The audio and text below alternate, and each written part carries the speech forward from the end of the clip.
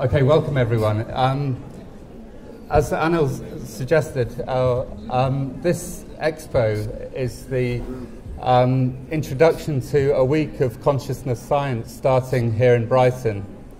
And one of the big questions about the field of consciousness is how our mental states not only support our thinking and feeling states, but also attributes like creativity that make us unique individuals and define us as creative beings and enrich our lives. Many questions around the role of creativity center around whether or not we can induce creativity through training our brains. And it's rare to have the opportunity to discuss with someone that has pursued a spiritual path through Zen and also been an accomplished artist. So this conversation is really around the link between creativity and Zen as it has influenced Stan Rosenthal's experience over the years. So I think I'll start by asking Stan to define Zen for me as he's been practicing it. Thank you very much, Hugo. Basically, Zen really means meditation. Comes from the Chinese word Qiana, which comes from the Chinese word Chan, which comes from the Indian word Jnana. And it developed from both Buddhism and from Taoism, which some people pronounce Taoism. Could you all hear something? What I was just saying? No. Speak louder. Is it? Okay, right. This is called shouting Zen. I'm supposed to come round with a wooden stick and slap you on the back in case you're falling asleep, which is what happens traditionally in certainly in Rinzai Zen. There are a number of forms of Zen. The two major forms are Rinzai Zen and Soto Zen. And the form which I follow is Rinzai Zen, and I was introduced to Rinzai Zen a couple of years back now by another professor, Professor T.D.T. Suzuki, who was a master in Rinzai Zen, and that was when I was 19. So that must have been all of 10 or 20 years back now. And I decided, after listening to his first talk, that that's what I wanted to follow. So Zen basically requires that one meditates, that one sits and that one meditates, whatever the word meditates means. And I hope that Hugo is going to ask me a question or two about meditation. So although Anil suggested that I know something about Zen, in fact I know very little about Zen or meditation. To me, meditation seems to be a skill in emptying your mind and controlling your breathing. And beyond that, we have people's self-reports that this is beneficial to them. And for me, the puzzle is how meditation and the clearing of mind can help with creative processes and inspiration, as perhaps artists attribute their work to. So can you at least give me an account as to how Zen, as a form of meditation, will inspire and allow creative processes to occur? It's an interesting question to which I haven't got an answer. We don't know how it happens, but that all we can do is allow it to happen. Can't cause it to happen, but we can allow it to happen. And the way we allow it to happen is by, if you can sit cross-legged, you sit cross-legged and you breathe in and out slowly. If there are any pregnant ladies here that had their children in hospital, they would know of the diaphragmatic breathing technique that's employed, and that's the same. But the men needn't worry, because if you do diaphragmatic breathing, it doesn't mean you're going to have a baby. And, so we breathe in and out slowly, diaphragmatic breathing. As you breathe in, your belly comes out, and as you breathe out by pulling your tummy in, acts as a bellows, diaphragm raises, and you breathe out. Yeah, and it's supposed to be, well, it is said that it's the breathing out which does the real work, and that's where the things that happen do happen. Right? And that's the basis of meditation. Some forms of meditation advise that you concentrate on something. Now in Rinzai Zen, which I follow, you meditate on a koan, yeah, which is a riddle set up by your teacher. And I'll hand over to you. So I am aware that these koans exist in Zen, and it probably distinguishes Zen meditation from other forms of meditation in that it's problem solving, it's trying to at least train a way of thinking or resolving problems that potentially is a bit out of the box. It's inspirational, is that right? Yeah. And would you then say that Zen training is more facilitatory towards creative processes than other forms of meditation? In the sense of enabling you to think outside the box, to develop that skill of inspired thought? Yes, yeah. Yeah, I think so, but I also think that the reason why I think so is because that's the way I do it. People who do it another way might think, may say differently, but that's what happens in Rinzai Zen, whereas in Soto Zen, which is the other major form of Zen, one meditates on a particular sutra or an expression of teaching. Yeah. So with the form that I use, from Rinzai Zen, one empties the mind. Right now, it's what happens when one empties the mind, as the expression goes. Yeah, that really makes it creative. Yeah. Now, part of what I'm saying now, I only discovered yesterday because I needed a couple of books to reference. I mean, I've been collecting them for years, but there's a couple of new ones. And I ordered them, and they both got lost in the post, although they were coming from different places. And I only got them yesterday. Yeah. So I've been trying to sort of clarify this in my own mind, if that makes sense. Yeah. So one of the famous academics in Sussex is Maggie Bowden, and she would define creativity itself as being something that's new, surprising, and valuable. So there's a novelty to creativity which then needs to be appreciated and valued by potentially other people, but in any case by the creator. Why do you think Zen has a relevance to those aspects of creativity? We talked a little bit about how novelty might come through types of thinking that are developed in Zen practice, but the appreciation, the value, the sense of artistry that is embodied within creativity, is that something that is relevant to Zen? Yes, it is, if I understand your question. But I think there's quite a lot more to it than is described. I mean, I've read a couple of Maggie's books on the subject, and I would tend to agree with what she says.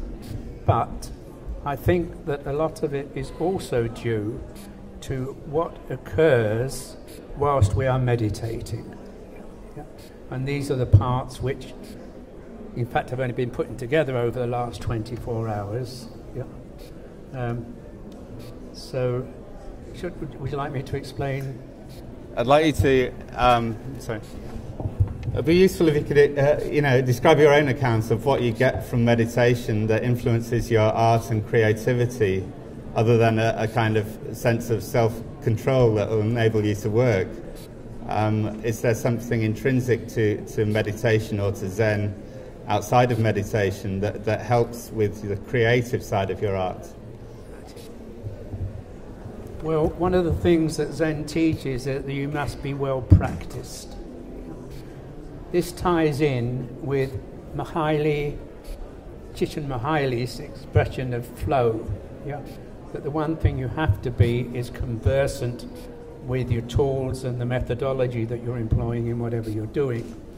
And Zen helps you to do this by calming you down and helping you to concentrate. Yeah?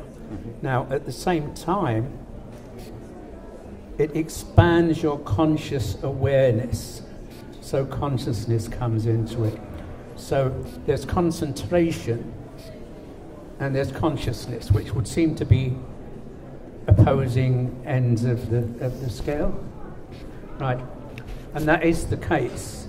And Zen teaches that the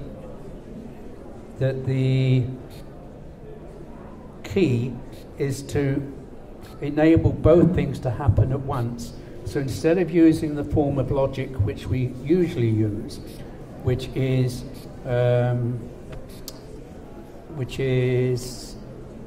either or, we use both and.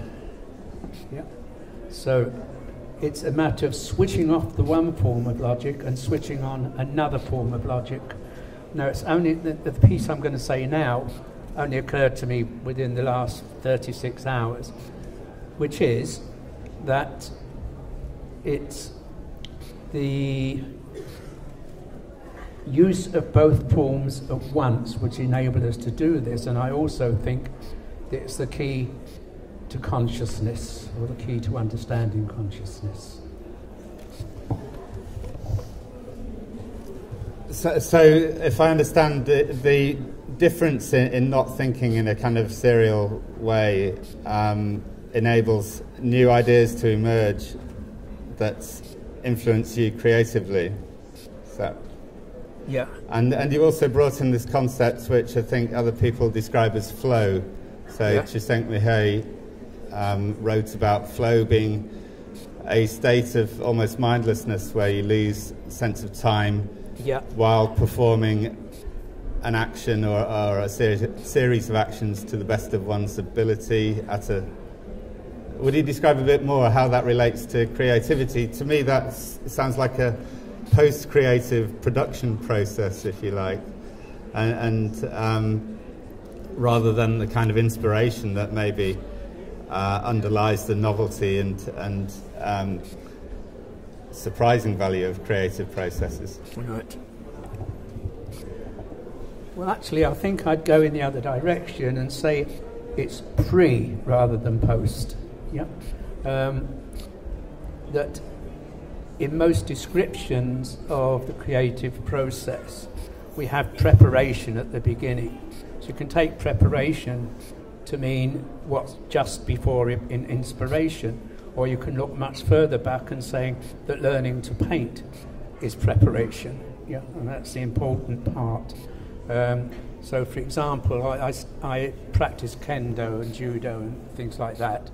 And you have to learn all the throws, and you have to learn all of the sword handling before you can start practicing and fighting, even in a play manner.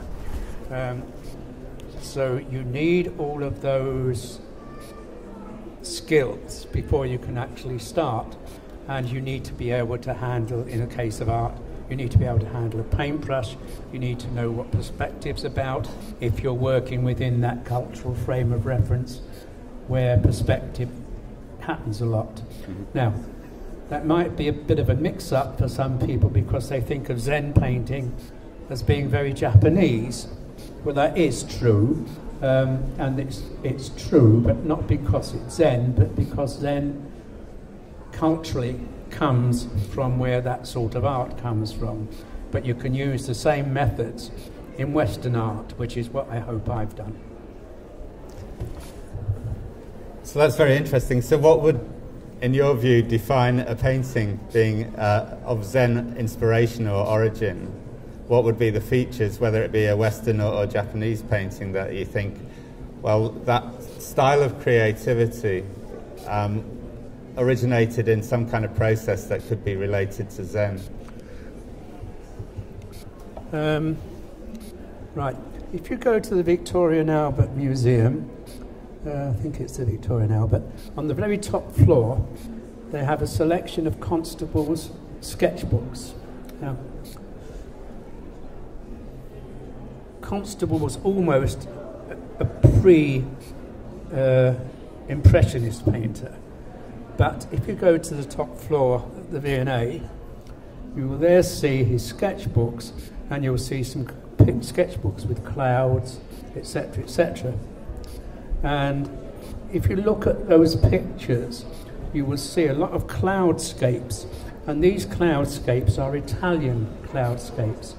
And Constable painted these and collected these by himself and other painters in watercolour, and then applied them to his own foregrounds and middle grounds, like the picture of, is it Flaxted Mill? Yeah. And he put those together. Now, this is in fact using Margaret Bowden's idea of creativity, borrowing from various other things, putting bits together that come from various directions and putting them together in a new way. So it's the new production of something with something else added that makes the pictures original and creative. So I did go to a Margaret Bowden lecture recently. Margaret Bowden, as I said, is a leading Sussex academic and across various disciplines, and a founder, if you like, of cognitive sciences. And she does describe three forms of creativity, one of which she calls combinatorial, which she sees, in fact, as perhaps being the lowest form of creativity in some respects. A combinatorial creativity would be putting two unrelated but familiar concepts together in a new way. And we talked a bit about, aspects of what you described as part of Zen that enables you to do that. She also describes exploratory creativity, whereby there's a structure that is, for example, the rhyming structure of a sonnet or a particular style of architecture with which you have to work within, but nevertheless the creativity emerges through working creatively within a set of rules. And to me, Zen provides a structure, potentially a set of rules for you and or for the artist that potentially would be visible within their art. And I was wondering whether you could see that within the particular artist's works, and which artists would be more Zen than others. Before you answer that, the third form of creativity that Margaret Bowden described in her last lecture is what she calls transformational creativity, where a rule is broken, if you like, to induce a kind of new way of approaching things. So again, that seems to be more like the logical leaps that are needed to see meaning in some of these koans, which can be quite difficult riddles to address. Yep. Thank you. Yeah, I think that's exactly right. I wouldn't disagree with anything you've said or with anything Margaret Bowden has said. So if asked, could I look at a picture and say, is there a Zen influence in this picture? I would say yes. And you would then ask me, well, how? How do you tell? And so my answer then is a cop-out. If I like it, then it's got a Zen influence. If I don't like it, it probably hasn't. It's not to say it couldn't have, but probably hasn't. Once you look at a lot of pictures, you begin to see some which have borrowed, or perhaps if you need to learn first where the influence are coming from in those pictures, like the skies in Constable's pictures, and the very misty colours of Turner's later pictures. Very, very useful for this. And if you look at those and then look at some of the Chinese, early Chinese pictures, misty valleys, yeah, person sitting in the corner, which is called the hole in the corner paintings. Yeah. You look through the hole and there is something happening. Yeah. And when this occurs, then that's the sort of influence that Zen gives. Now, I'm not saying that Zen provided that. I think Taoism, preceded Zen, provided that, and then it got carried over through the lineage that I mentioned earlier. Yeah. And that became standard. Yeah. Unfortunately, Stan, we'll continue our conversation after, but I think we have to round up now. My understanding from what you say is that Zen does a number of things to help creative process. One provides a discipline and self-control that allows for development of the skills for the arts, but also the skills for perceiving the world around you in a way that could be interpreted artistically and lead to creative inspiration. It also gives you time to come up with creative thoughts. Yeah. And thirdly, perhaps it enables this sense of flow that permeates both the preparation of creativity and the production of creativity. Yeah. Okay.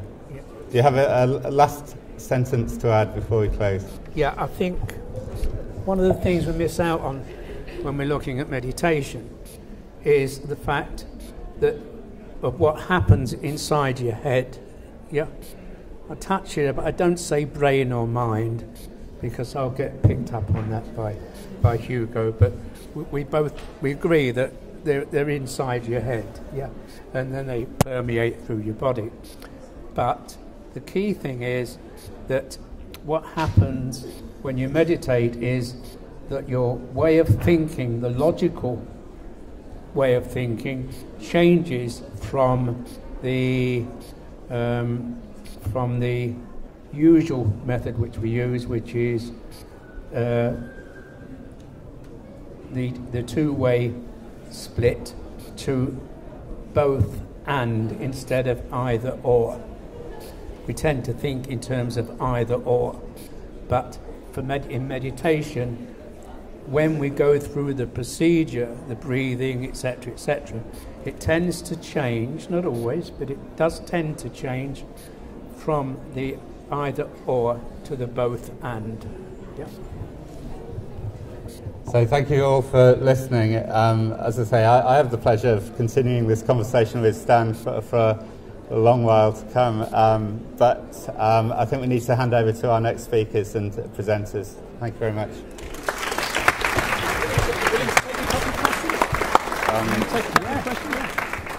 Actually, we do have time for just one or two quick questions if the audience have any while we set up for the next session. So has anybody got a burning question to either or both? Who would you like to address?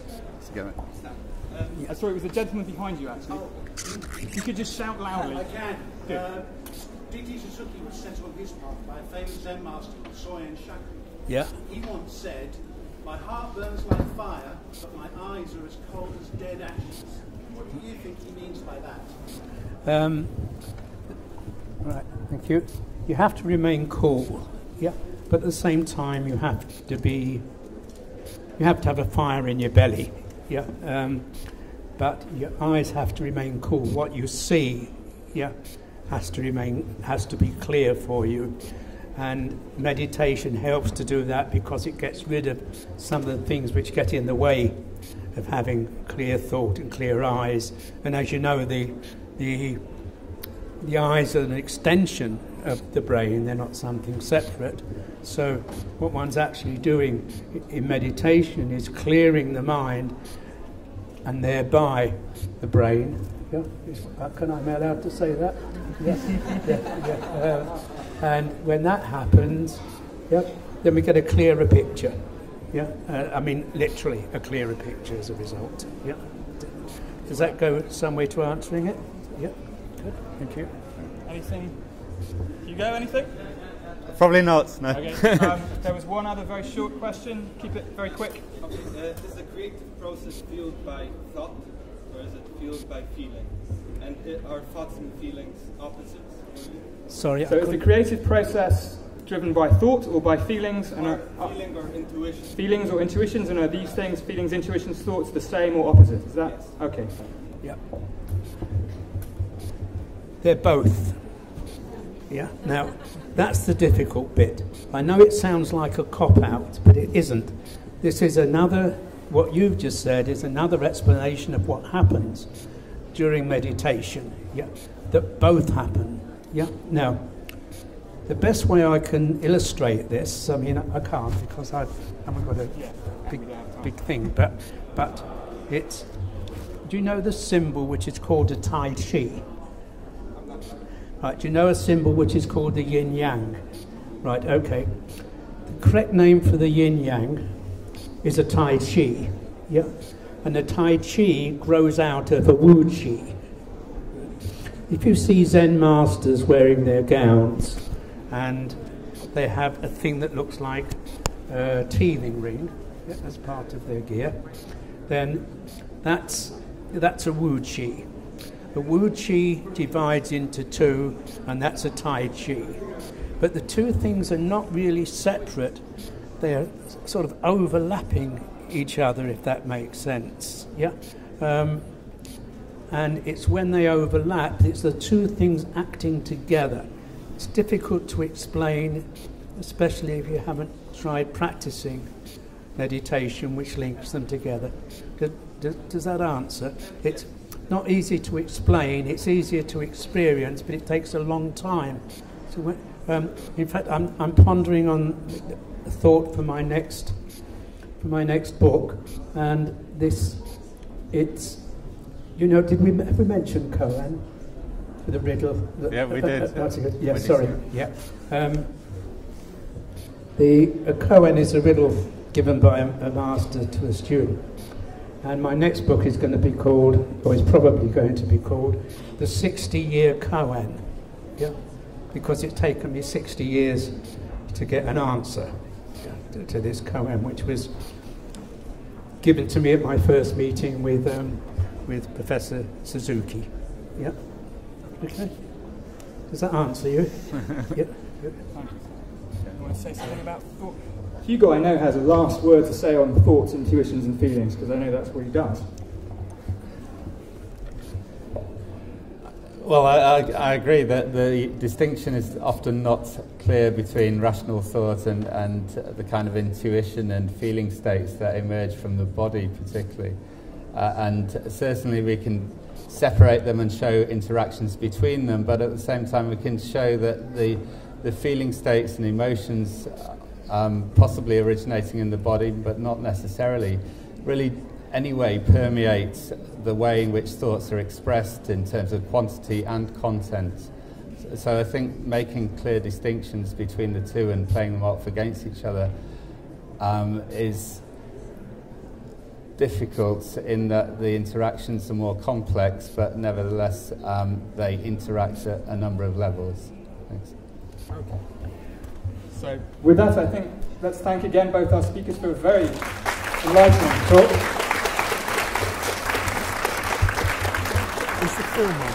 And I would like just to say as well that the film with Hugo and Stan talking, it didn't work so well on this projector. It was such a high definition film, it broke all the projection equipment we have. We will be finding another way to display it. I'm not sure exactly where, but somewhere around here. So it will be on display later on this afternoon if you want to have a look at that too. And there are examples of Zen art in that. And there are examples of Zen art in that. So it's a great film. I saw it over the weekend, so I encourage you to look at that too. So I think we're going to just set up 5 minutes or so, and then we'll reconvene, those of you who want to.